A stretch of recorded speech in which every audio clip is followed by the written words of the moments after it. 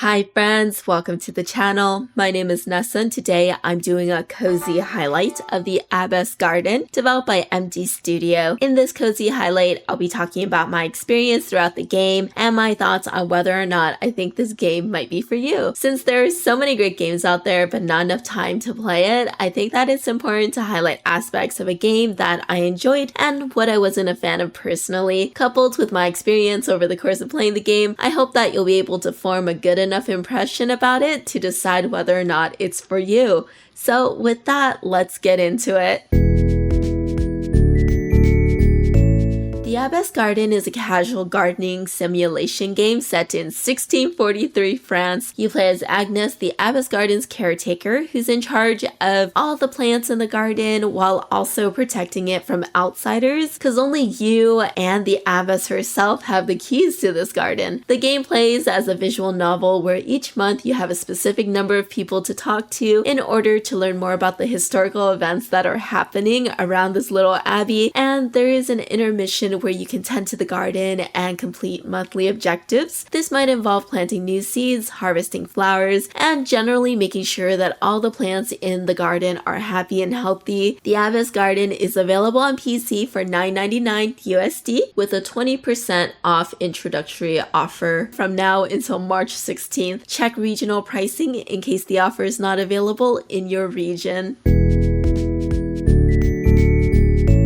I played the Abbess Garden for approximately 2 hours and about 2 years in-game before writing this review. I had previously played the demo during a past Steam Next Fest and replayed the same segments plus an additional hour and a half of content this time around. I really enjoyed being able to go into the garden and learning more about the plants during my time playing. When I first played the demo, I struggled a lot to make sure that my plants were getting the appropriate care that they needed since I didn't spend time identifying them or reading up on their grow conditions. Just like Nessa in real life, my solution to unhappy plants was just to water them, and not all plants needed this requirement. This time around, I was much more familiar with the gameplay style, so the beginning went by a lot quicker since I wasn't struggling to figure out how to play the game. I really appreciated being in the garden more and just taking a peaceful respite. This was my favorite part of the game since I unfortunately did not feel too much of a connection with the characters who frequented and lived at the Abbey as much as I wished I did. This game is told from a third-person point of view where you're basically watching everything unfold before you and you're not in charge of choices that Agnes or other characters make. Probably because of this, I felt as though I was just an observer on what was happening and not really invested in the story myself. As I approached 1645, I did develop a little fondness for the characters and the relationship that they had with each other. Of course, this is just my own personal preference since relationships are so important to me in games. Overall, I enjoyed my experiences with the Abbess Garden and found it to be a soothing escape. With that in mind, let's talk about things that I liked and things that I wish were different.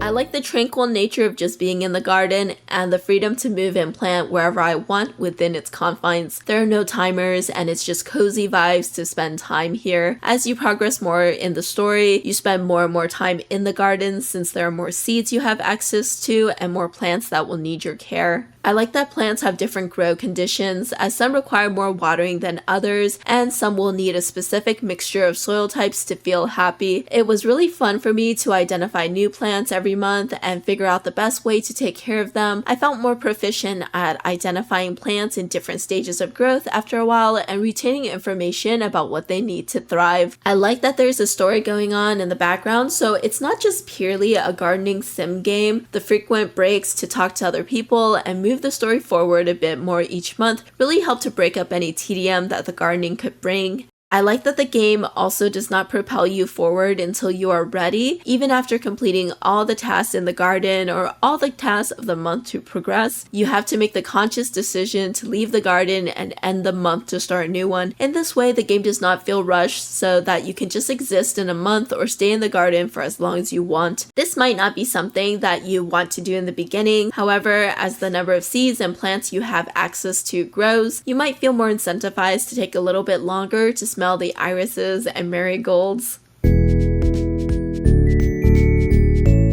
Although I do like the story and the political intrigue that's happening in the background, my character does feel extremely passive in the story. It's just basically you reading a visual novel of what is happening to these people's lives from this abbey. As I mentioned, the game is told from a third-person perspective, so it does have a very detached vibe to it. Though I do understand this, I would have really loved the option to choose a response that Agnes might say in a situation, even if the outcomes were the same, so I felt like I was more aligned with her instead of just being a player who controls her during the gardening segments. The controls are a little clunky during the gardening segments. Sometimes Agnes does get stuck and selecting plants can be difficult, especially if they're close together. Agnes moves slowly, so there is a little delay until you can complete another action after you started one. So there's a lot of times where I'm just sitting there clicking on my next action while I'm waiting for her to finish.